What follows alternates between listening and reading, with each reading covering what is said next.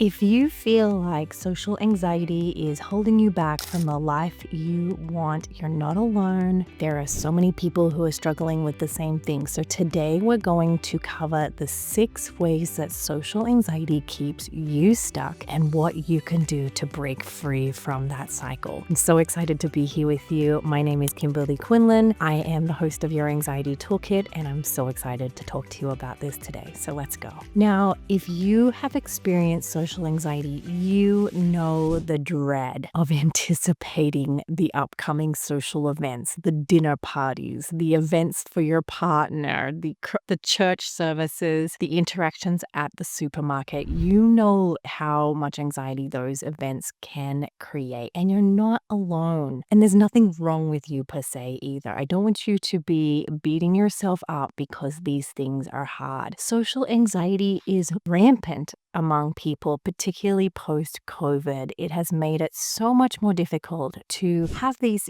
basic interactions. To you, they don't feel basic. They feel incredibly stressful, anxiety-provoking, incredibly shame-filled or embarrassing. These are the normal experiences of people who have social anxiety. The good news is, though, that there are ways that we can work on our social anxiety, make small baby changes so that social anxiety doesn't strip you of the things you value. Overall, one of the things that people value the most when it comes to me interviewing my clients and my students is their relationships, the connections that they have. And so if you feel like social anxiety has impacted the connection that you have with your loved ones, your family, your colleagues at school or at work, your best friends, your kids, my hope is that we can work today to identify the specific 6 ways that social anxiety is getting in the way so that you can make baby steps to get out of it. You're not alone. There's nothing wrong with you. I want you to sort of be as gentle as you can as we go through these 6, and then get a notepad, get a piece of paper, write down the ways in which you plan to make small baby changes. Because the good news is social anxiety is something you can get through and get over. Doesn't mean that you'll be completely confident all the time. Nobody is, including me, and I love social interactions in many cases. But what it will do is help you to feel like you have a plan, have you to feel a little sense of mastery over those social situations, and hopefully get you to where you can feel like you belong and that you're not constantly being critiqued by the other people that you're hanging out with. So let's go through the 6 ways that anxiety keeps you stuck. Let's get started. So the first way that social anxiety keeps you stuck is that avoidance becomes your default habit. If you have any type of anxiety, it is your natural instinct to avoid it. No one wants to feel anxious. Anxiety is incredibly painful. And as human beings, one of the reasons we have survived as many thousand years as we have is because we learnt the art of avoidance, removing ourselves from the perceived danger. But the problem here is, if you have social anxiety, you have perceived there to be a high level of danger when in fact there is not. And when you avoid these social interactions or you avoid connecting with other people, you miss the opportunity to grow a relationship with them. The truth of the matter is, you might feel like avoiding that social situation feels like the safer option, but it actually only increases your anxiety. It actually increases your feelings of being other than, being an outsider. It also makes you feel a sense of that something is wrong with you. You feel like that you're estranged from these people. You feel that now you're not included in their interactions. And the truth is, when you do avoid social interaction, you are more likely to be excluded from them, including you in future events. So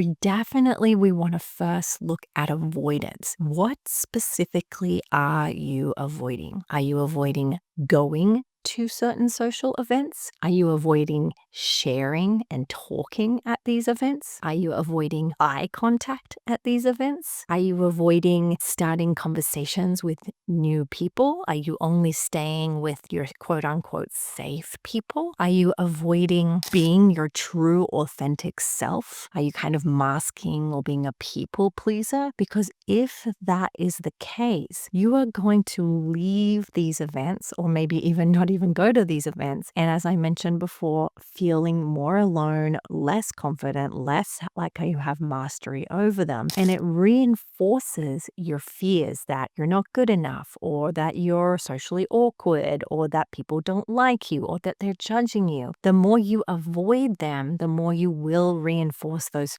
faulty beliefs that you have about yourself. Most of the people I know with social anxiety are wonderful human beings when they let their guard down. I get to enjoy their humor and their quirkiness and their lovely, kind, gentle soul. But I only get to see that part because they let their guard down. And often that takes time, and often they don't do it because they avoid. So what we want to do first with this avoidance is identify. This is where you get your pen and your pad out, is you write out what is one thing you're willing to do that will help you to reduce that avoidance. Is it going to the supermarket and giving eye contact if that's something you've avoided? Is it agreeing to go to that dinner party with friends if that's something you've avoided? Is it you're avoiding sharing your personal stuff? Could it be that you share a story or ask a question if you're someone who's avoiding asking questions? Just look at that list of avoidances that you're doing and ask yourself,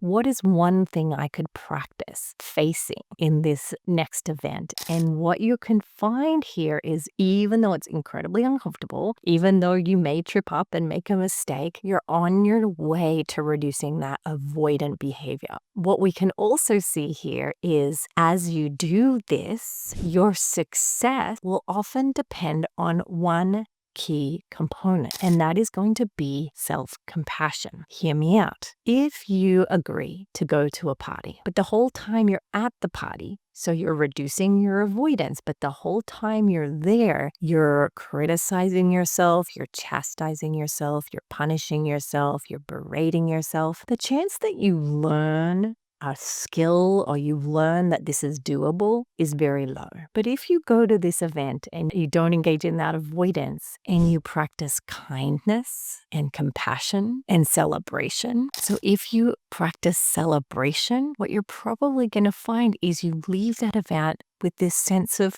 wow, I can do this. That wasn't so bad. Maybe it was uncomfortable, but it wasn't so bad. So as you practice reducing those avoidance behaviors, make sure you're also practicing compassion along the way. Now, the second way that social anxiety keeps you stuck is that you overanalyze every social situation. I get it. Now, I get it. You want to finish the event and you want to get some certainty that you didn't completely screw up. So what do? You start analyzing. You start mentally ruminating. How was that? What happened? How did it go? Did I say the right thing? Did I say the wrong thing? And because of that, you still lose all of your confidence. The interesting thing about overanalyzing is when you replay the event in your head, it's rare that you're going to remember it as this amazing, eloquent, beautifully expressed moment. Your brain is going to focus on the fumbles that you made, the eye contact you didn't give, that joke that didn't seem to land. And what's going to happen is it's going to make you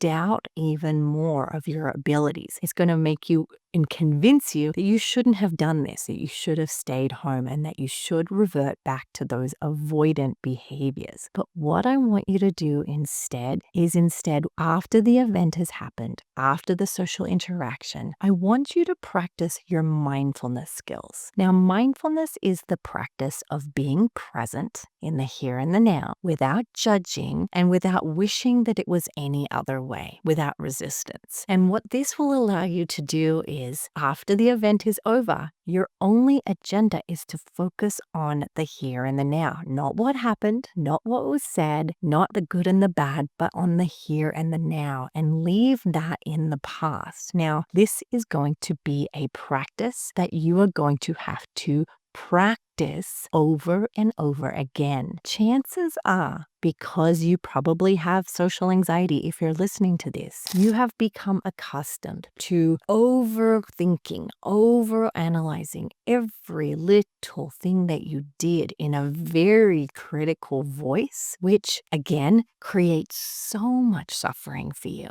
And because of that, it's going to be your default. It's going to be your natural way of handling these events. So what we're going to do here is you're going to practice strengthening the muscle of mindfulness and not tending to the good and the bad and the ugly. Now, if you're someone who likes to debrief and think through things, even if it's for a short period of time, that's fine. What I would encourage you to do in that situation is, instead of going over all the things that went wrong, go over all of the things that went right. Where did you show up? How were you able to do these amazing, scary things? What could you have done better? Yes, we can address that. That's okay to look at, but not through the lens of criticism. Maybe more do it through the lens of a neutral response. Like, instead of looking at the floor, I could have given him an extra smile, or I could have asked him about his grandmother, or I could have said, what brought you to this event? It's okay to prepare, but we don't want to practice over analyzing. Number 3 is the unwillingness to feel the feeling of embarrassment. A lot of people with social anxiety have a strong sensitivity to the emotion of embarrassment. They will do anything to avoid this, and when they do feel embarrassed, it feels absolutely painful to them. Absolutely painful in their body, painful in their head, and it's something that they have struggled with to tolerate. And so in this situation, if you are someone who has a strong sensitivity to the emotion of embarrassment, I'm going to encourage you to remind yourself that embarrassment and awkwardness in social interactions is actually very normal. Even the most confident,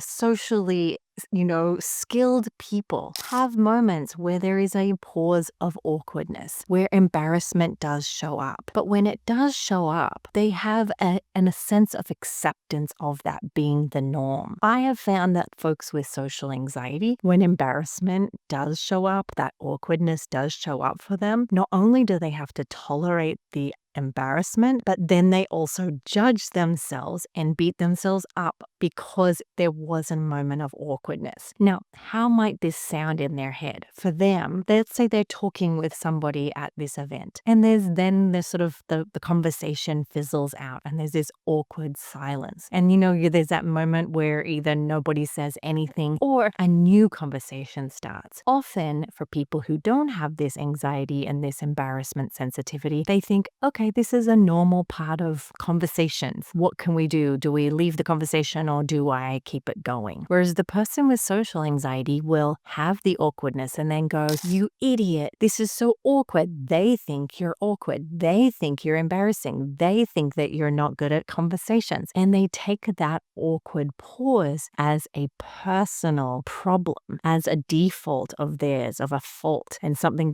that's wrong with them, something they did wrong. So we want to reframe this. We want to remind ourselves that it's completely normal to have embarrassing moments. It's completely normal to have awkwardness. It's also completely, again, here's an example of it. It's completely normal to make mistakes as you talk. That was very perfectly timed, that mistake that I just made, because we are human beings. We are not perfect. We are not robots. We don't really want to be in relationship with robots and perfect people. We want faulted, imperfect people who we can relate to and be imperfect humans together. And so for you, it might mean that you have to go in giving yourself permission to have, I don't know, 10, 20 awkward moments and allow that to be okay and to have a willingness to have those emotions without beating yourself and criticizing yourself for them. Okay, let's move on to number 4. The fourth reason that social anxiety keeps us stuck is because we make the assumption that they are judging us negatively. And what happens with this, similar to what we just talked about, is we personalize everything and we become very critical about every interaction. And we convince ourselves that they are judging us like it's some kind of Olympic gymnastics sport, that they're grading us, that they're judging us on our intonation and our words and our vocabulary and the cadence and how we show up in our body and our bodies and our car and our clothes. Again, most of the time we know that people do not judge us nearly as much as we think they do. People are not thinking about us like we think they are.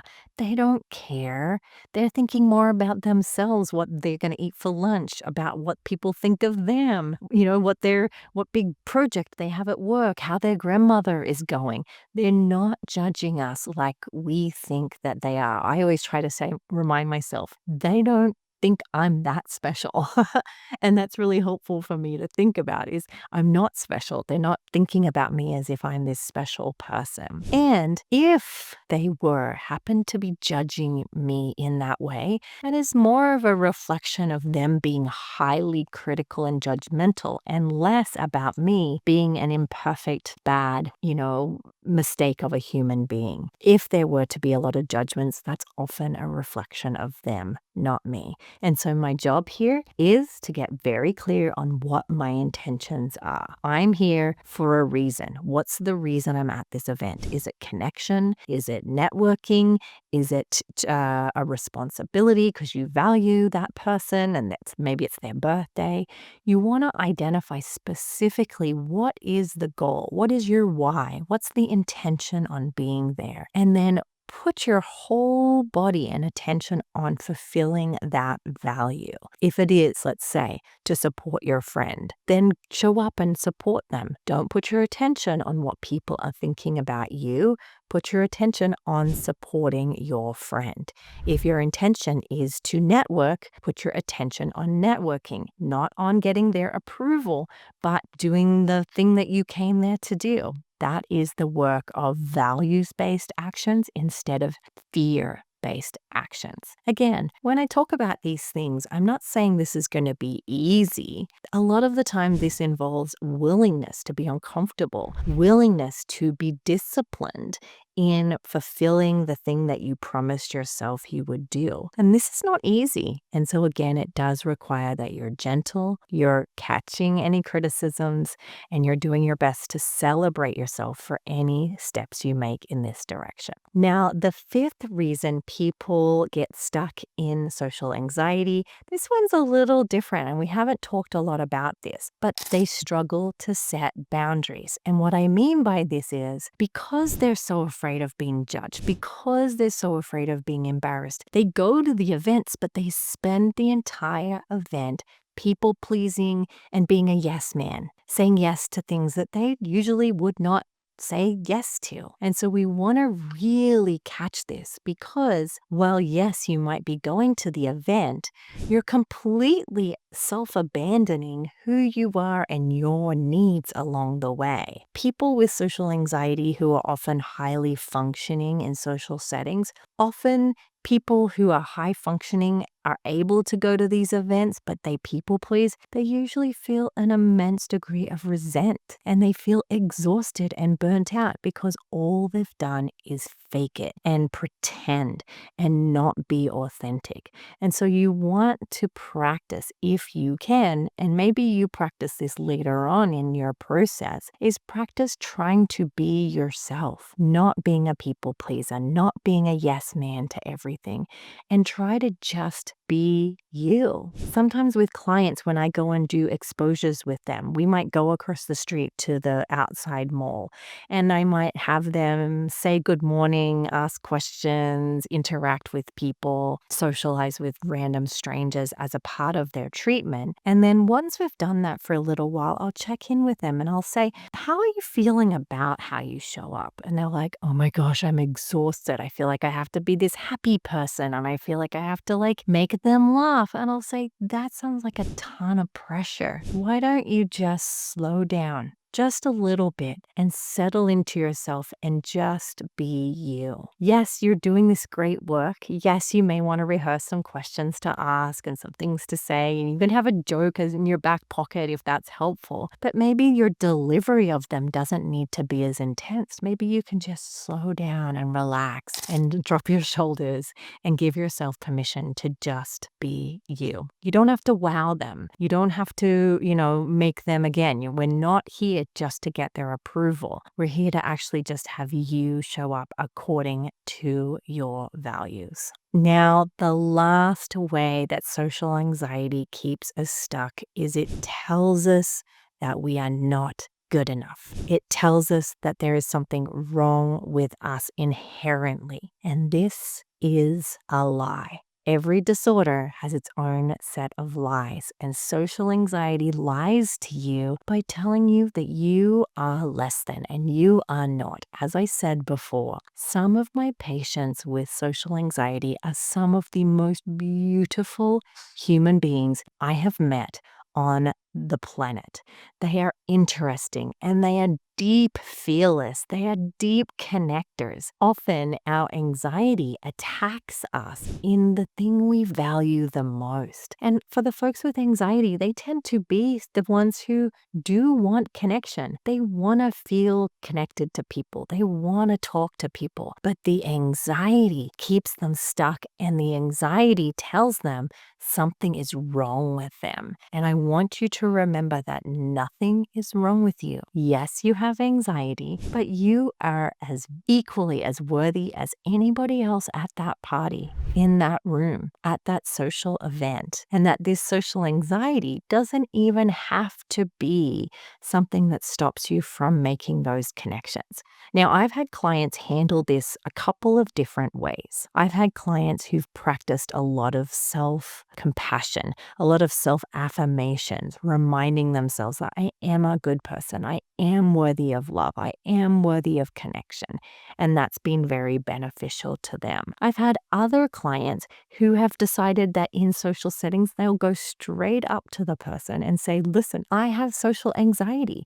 This is hard for me. Could you please be patient with me because I get a little awkward? And they kind of throw it all out on the table. The cool thing about this is that shame cannot survive in the light. Brené Brown has talked about this in her research, and often what you find is when you really are honest and you share with people how you're actually doing, they share back. And all of a sudden, you've created the most magical connection between two people. I shared this recently on a recent podcast about I was flying and it was turbulence the entire flight. It was 8 hours into the flight of turbulence, and I was getting really anxious. And I said to the lady next to me, I really, really am struggling with this. This is really hard on me. And she didn't get what I was saying. She wasn't anxious. But she then said, oh, my husband has a really hard time. He really struggles with turbulence too when he's anxious and he has to take medication when he flies. So I was connecting with her, not even through her experience, but through her partner's experience. Even though the person you're talking to might not understand, chances are someone they love know exactly what you're going through. And I find humans tend to be really wonderful in this way. of really diffusing and connecting by acknowledging and validating them. If not, and there's someone who maybe says something not so kind, whatever. Okay, so you can't win them all, but at least you tried. I'm totally in support of you. If you want to just be outright and say, I get so anxious at these events. Oh my gosh, this is so hard. Thank you for chatting with me. The other thing I would encourage you to do is ask more questions. I love to ask questions. I find it's the most easiest way to connect with people. Tell me about yourself. Where are you from? When did you come here? What do you do for a living? Do you have kids? What's your favorite color? Like, people love to answer questions about themselves. They love to talk about themselves. And if they don't, they'll ask you the questions back and you can share. And then chances are you're going to find something you have in common. Please do not put pressure on yourself to have a comedy skit ready to go. Please do not have the pressure on yourself that you have to be eloquent and articulate and intelligent. That's too much. And the truth is, when we are anxious, it's very hard to get across how intelligent we are because our brain is not connected to that part of the brain that can be witty and so forth. So give yourself some slack. You are allowed to prepare some questions and some jokes if you need to, but I find it's just as good to be human and natural and normal and just be honest with people. So now that we've gone through the 6 ways that social anxiety keep you stuck, let's talk about a couple of other skills you may want to practice. So number 1, remember, we are doing all of this in a step-by-step way. From today's episode, I want you to really take away 1 to 3 things you're going to do to start with. Once you've done those enough time and you've done them repetitively and you've practiced them, then you can move on to the next. And I encourage you to reassess in about a month. Practice those 1 to 3 things for a month and then reassess, try again. We make the most progress when we make small, slow baby steps. Remember, sometimes you have to slow down to speed up. As always, I'm going to remind you, be gentle, be kind. Social anxiety can be incredibly cruel and lie to you and tell you that you're not good enough, that something is wrong with you. And that is literally not true. So I want you to stand up to anxiety in that respect and tell it, no, we're not believing that anymore. I'm not engaging in that anymore. Do your best to catch that self-criticism, that self-punishment as best as you can. The last piece here is, please do know that social anxiety is way more common than you would think. You are definitely not alone, and that you can actually break the cycle of social anxiety by reducing those avoidant behaviors, by improving the small talk you have with yourself in your head to one that's more kind and compassionate, and also not putting such high expectations on yourself to get it right and perfect and all those things. Be gentle, be realistic, be a human being, for goodness sakes. Give yourself permission to be an imperfect human, okay? I am so grateful to have you here. Thank you for being on this journey with me. I know your time is very valuable, and I cannot tell you how much I appreciate the fact that you spend some time with me. I am honored. Have a wonderful day, and I will see you in the next episode.